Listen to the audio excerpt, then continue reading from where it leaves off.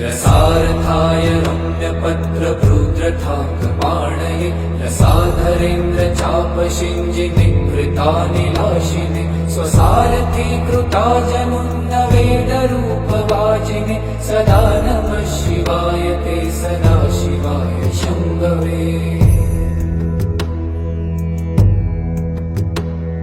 अतिप्रगल्भ वीरभद्रसिंहनाद गर्जित श्रुतिप्रभीत दक्षयाग भोगिनाथ सद्मना गतिप्रदाय गर्जिताखिल प्रपञ्च साक्षिणे सदा नमः शिवाय ते सदा शिवाय शम्भवे।